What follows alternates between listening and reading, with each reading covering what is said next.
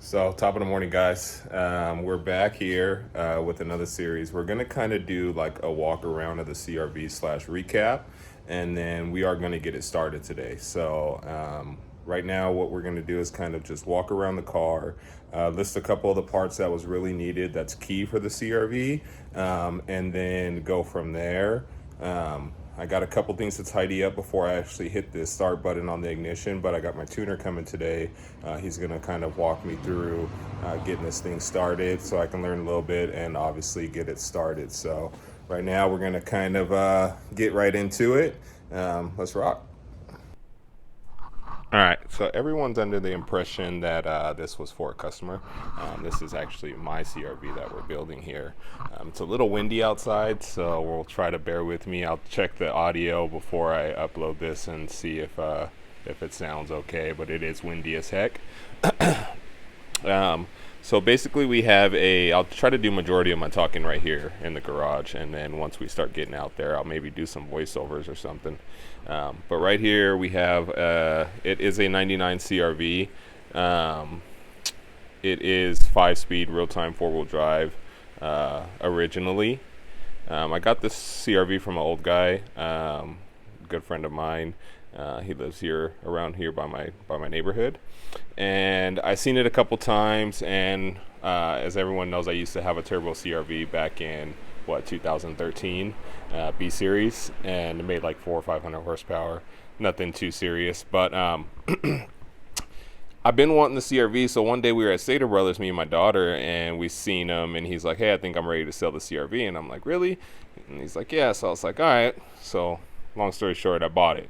My daughter looked at me and was like, because I told him, he said, under conditions, if I buy it, then I won't sell it. If I do, I sell it back to him. Well, now it's a little too late because we went full into it. So it's definitely not for sale, unless the price is right, but highly doubt that's going to happen.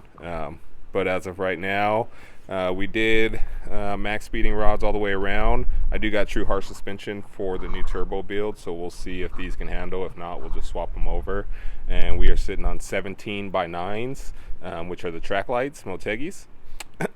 um, I have two 25/55 tires on there right now, and I'm swapping them to two 45/45 R1Rs, the same that I put like on all my builds. I just like these tires as a street tire.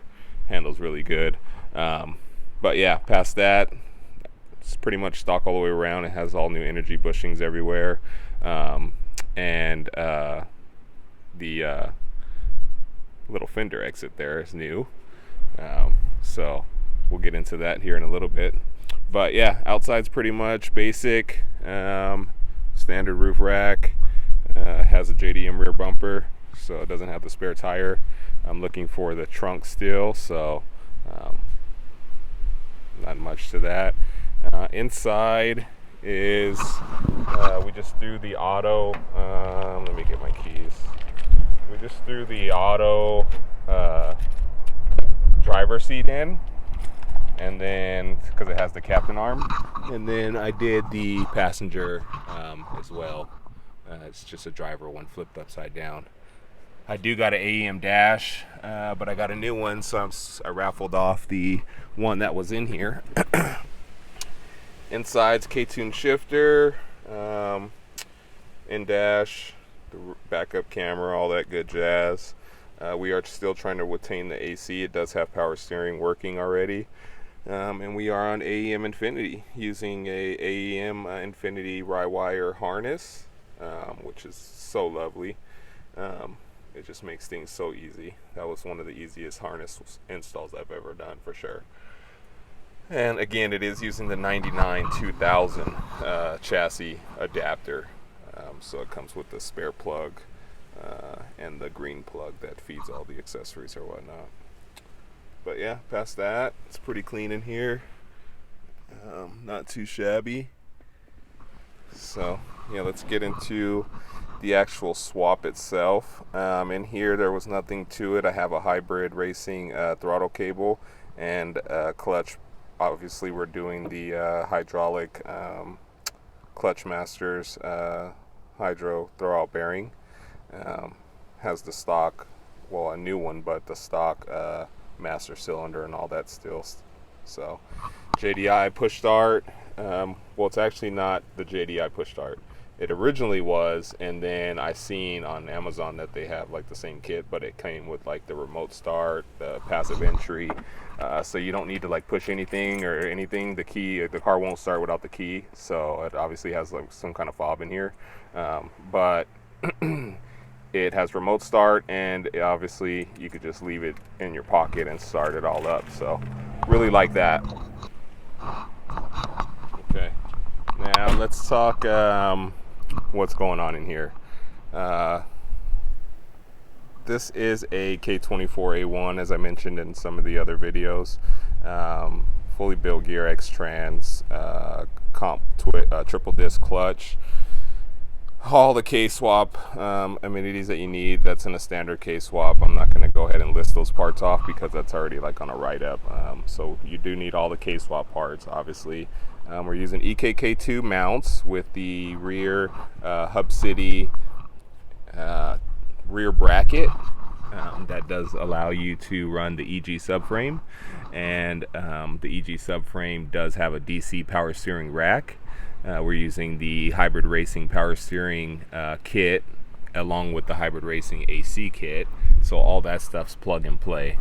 As I mentioned, the AC we're trying to get working still, but it's not that big of a deal really. I just got to get it filled so I can actually activate the pressure.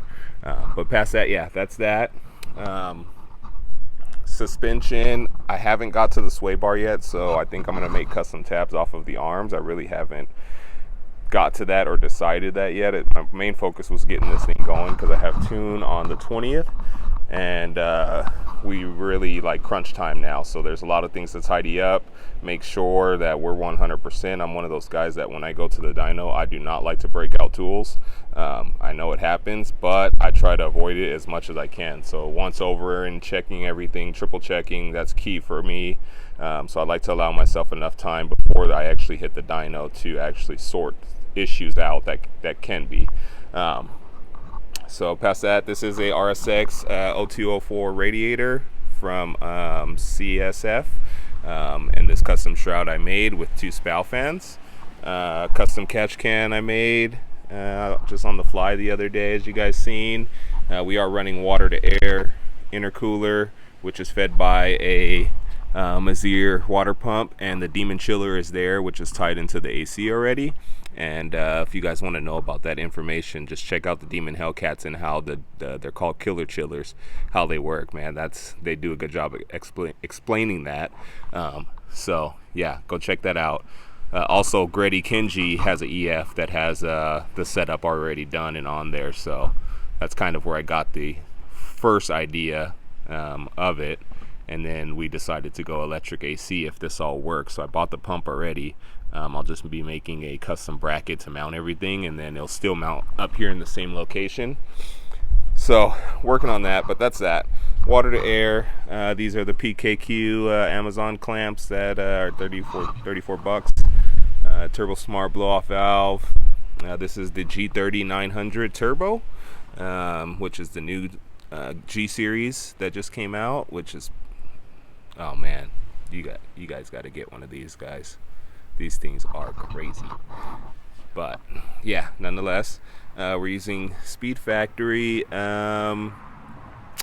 fuel cell for the reservoir for the water to air, and then we got fuel pressure regulator here with the Speed Factory mount. All this custom stuff that was done by me, all this custom piping. The headers were made by Speed Factory. I do have the exhaust cutout already working here with the solenoid, and it is going right there. I got the full exhaust pipes yesterday, so we'll probably be running the exhaust on here this week. Boost is controlled obviously by a 4-port max solenoid, feeds a tile 60 wastegate, and yeah, pretty much all the good jazz. Fuels all custom. All this is all custom made lines, custom fuel. Skunk 2 fuel rail, RBC ported Manny, and flex fuel sensor, 2150cc injectors, kind of just all that jazz. So right now I'm going to tidy up a couple things now that I walked you guys through, kind of recapped everything. We got 2 interviews with this, so we'll be doing like full in detail videos, but for now that kind of just gets you guys up to pace if you just now joining us. So yeah, right now we're gonna tidy up a couple wires. I got the fuel pumps timped in just right there, so I need to put those on fuses just to make sure they're good. I need to do some coolant stuff. Got the oil cooler block off I need to put on, hose clamps, get fluid in this thing as far as coolant's concerned, and then we'll be ready to start her and leave her on. So let's get to it. Let's rock and roll.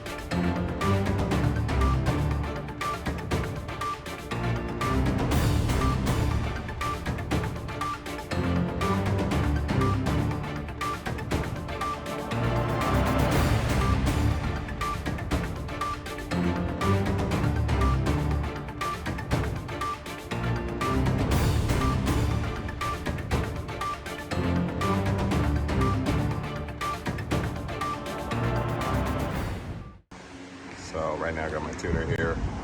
Don't want to put him on blast, but yeah, we're gonna try to crank her right now. So hopefully we can catch that. He's just doing the setup. Smell a little fuel, but we'll figure that out. But yeah, let's see what he's got going on.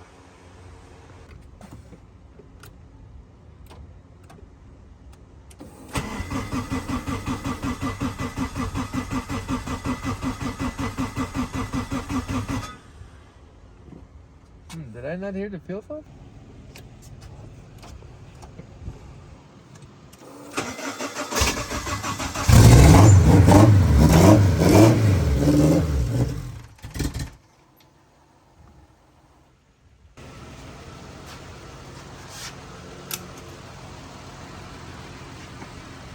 You guys see it first.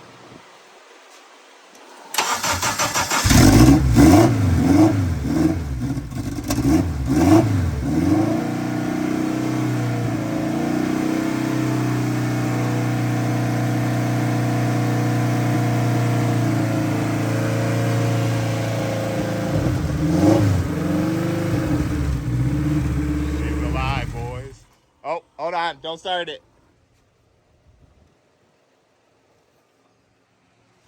I was checking my paper towel was there. That's it?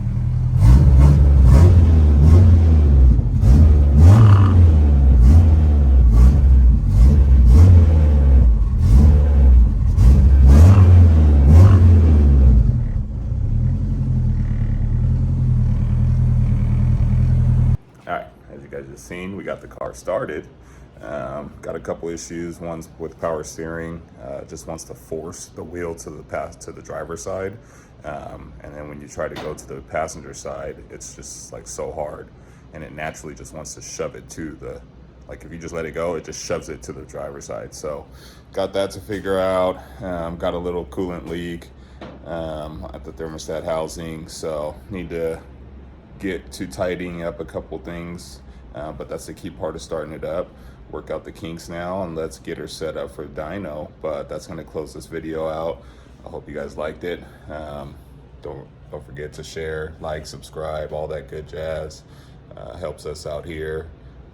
So yeah, we'll see you guys on the next, man. We out.